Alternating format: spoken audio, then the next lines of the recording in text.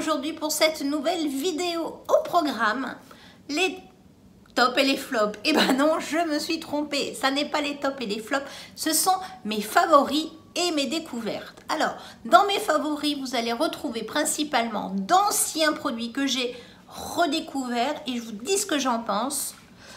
Après des mois d'utilisation. Et puis là, c'est vrai que les 10 semaines qui viennent de passer ont été vraiment très favorables à des tests et des retests. Et mes découvertes, je vais vous parler de mes nouveaux produits du mois et vous dire, voilà, ce que j'en pense au bout d'un mois d'utilisation. Voilà. Je vais attaquer par mes favoris du mois. Favoris du mois, je vais vous sortir le fond de teint de chez Fenty Beauty. Je l'adore. Voilà, il y en a plein d'autres qui sont extraordinaires, mais celui-ci, ce mois-ci, ce mois-ci, les 10 dernières semaines ont fait que c'est un fond de teint que j'ai redécouvert, que j'ai manipulé autant au pinceau qu'à l'éponge, et je dois vous avouer qu'à l'éponge, celui-ci, il est assez terrible. Vous avez, oui, un effet maquillé, mais un effet seconde peau, un effet un peu CC crème, bébé crème, mais un peu plus couvrante, et ça c'est un top. C'est un top, c'est un de mes favoris du mois. Comme tout le monde le sait, ces dernières semaines, nous avons découvert le port du masque. J'avais quelques réserves avec le petit produit de chez Charlotte Tilbury pour sculpter son visage, mais sincèrement, avec le port du masque, les produits poudre, c'est très bien, mais vous voulez réchauffer votre teint, le bronzer donc de chez Charlotte Tilbury avec le port du masque est juste super, ça tient super bien, un de mes favoris du mois. J'ai réessayé plein de poudres différentes et ce mois-ci, je trouve que la poudre de chez Fenty Beauty, je trouve s'est démarquée avec le port du masque, avec la chaleur et l'humidité chez nous qui revient. C'est une poudre que je préfère à toutes les autres. Voilà. Donc là, je l'ai en format voyage. Ça fait des mois que je l'utilise et sincèrement, je suis loin d'avoir terminé. Un bronzer poudre, malgré tout, que j'ai redécouvert, que j'avais amplement délaissé au fond de mes tiroirs. C'est le bronzer de chez Kiko. Une poudre cuite de chez Kiko. Alors, c'est quelque chose qui est mat, oui, mais qui n'éteint pas la lumière de votre teint.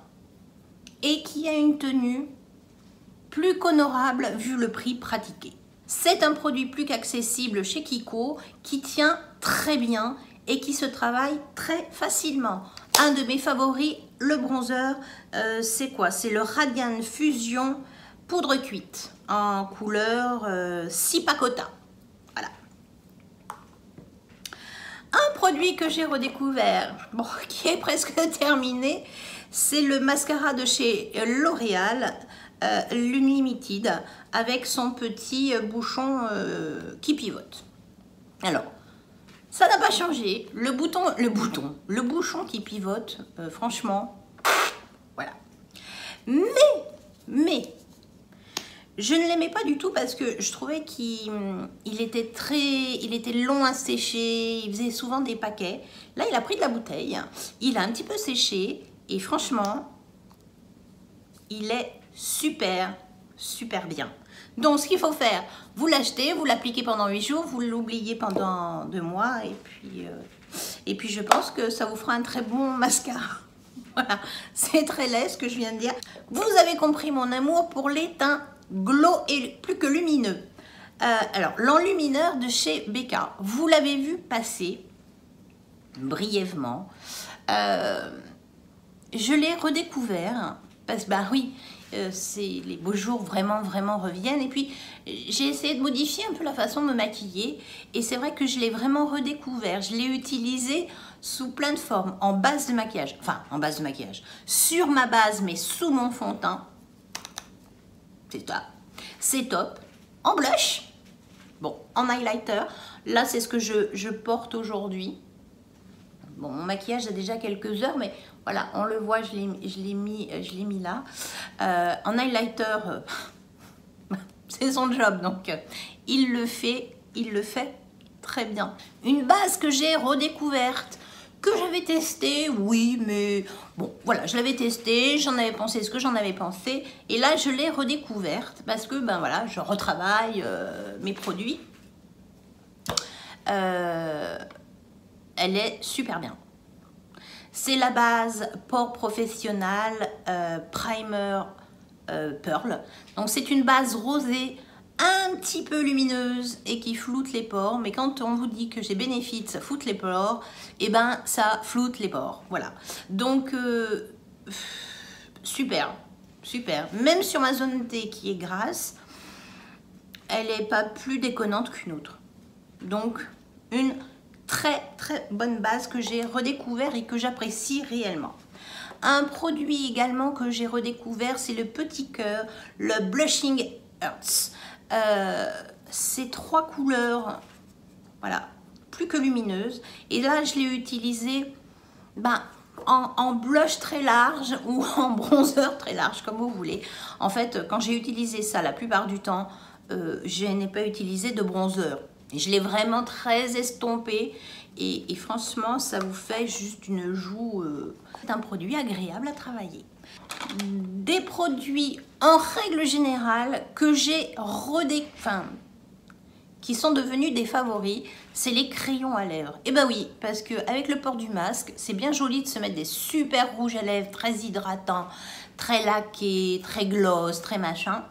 Mettez votre masque et votre masque en est recouvert et vous en avez en haut, en bas, au milieu. Donc il vaut mieux éviter.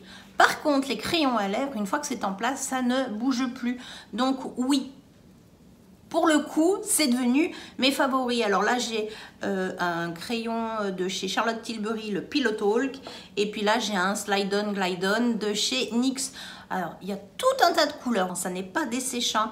C'est des petits prix. Franchement, pour faire une pause dans les rouges à lèvres, tant qu'on est obligé de porter un masque régulièrement, investissez dans les crayons de chez NYX. Ils sont vraiment super.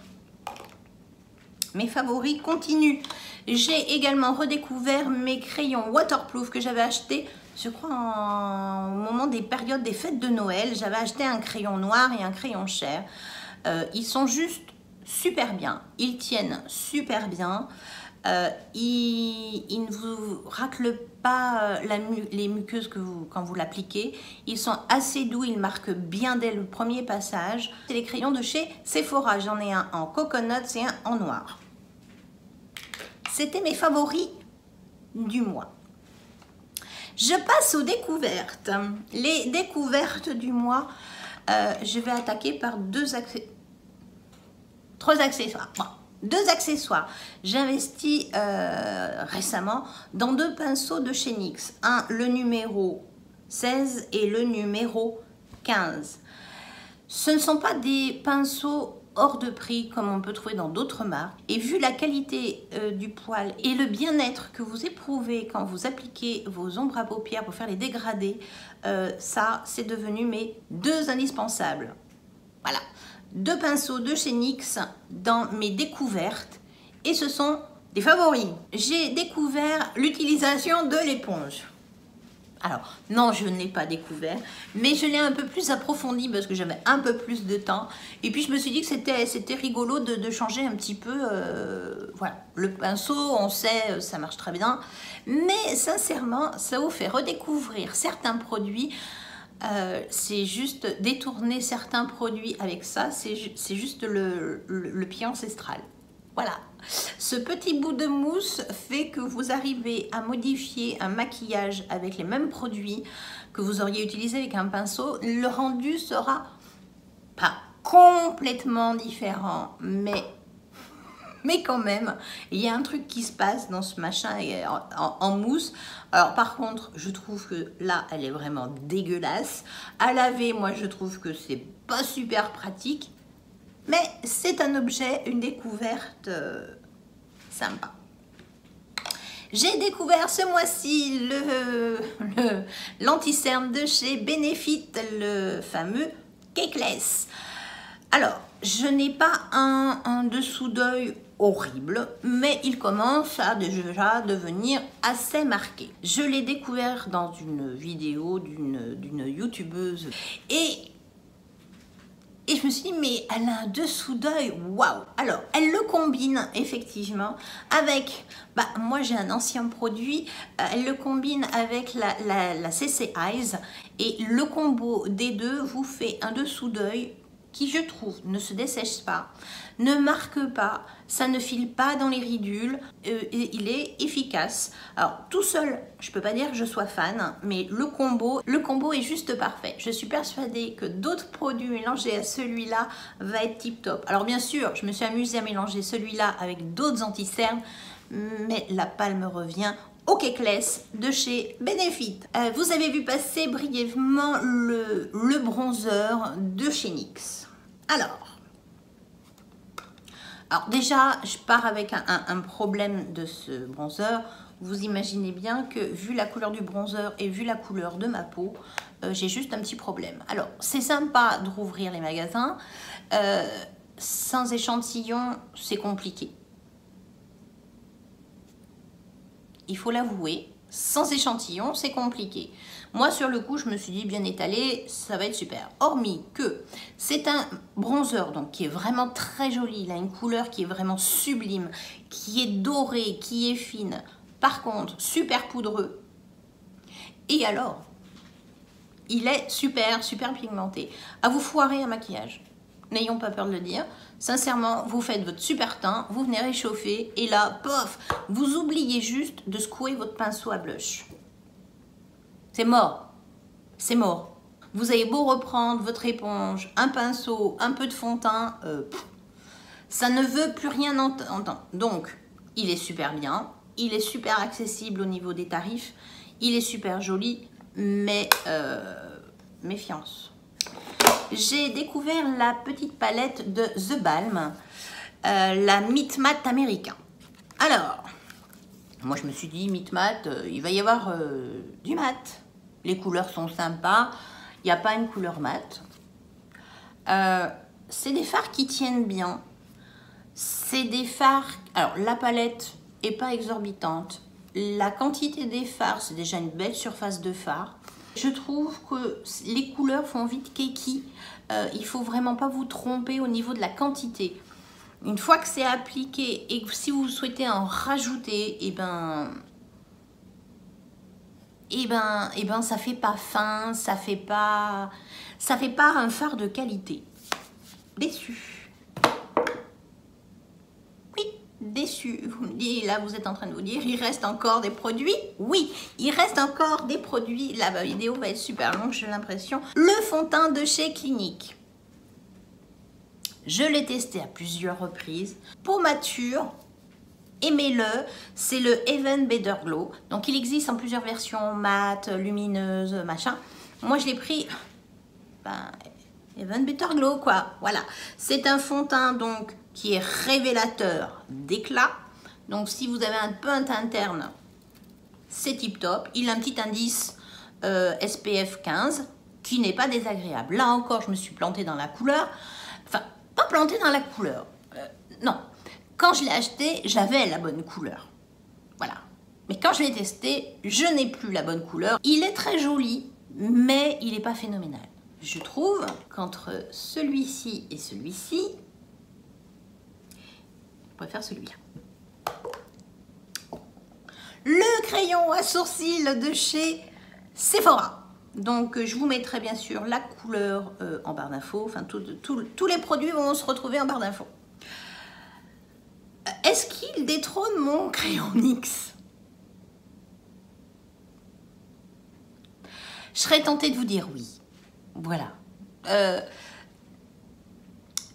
Oui, il peut détrôner mon crayon NYX. Malheureusement, il a un petit truc qui lui manque. C'est qu'il est un tout petit peu plus sec que le crayon NYX. Donc, quand vous faites votre trait, parfois il faut vraiment y revenir pour que vous ayez l'intensité que vous souhaitez. Voilà. Le crayon NYX est un petit peu plus... il marque un peu plus facilement et qui le rend beaucoup plus facile. La couleur est super bien, il tient très bien, il est waterproof. Le crayon est bien. Si vous souhaitez commencer à faire vos sourcils avec un crayon lambda, vous pouvez attaquer par celui-ci. C'est pas le plus facile, mais il est très bien. Voilà. Le dernier produit, la petite palette Nude Obsession en couleur médium de chez Huda Beauty. Je l'ai attendu. Quand je l'ai acheté, j'ai dit non, non, non, retiens-toi, retiens-toi, ne les teste pas, ne la teste pas. Bon, j'ai craqué un tout petit peu avant, mais pas grand-chose. Là, ça fait un mois que j'ai trempé mes pinceaux.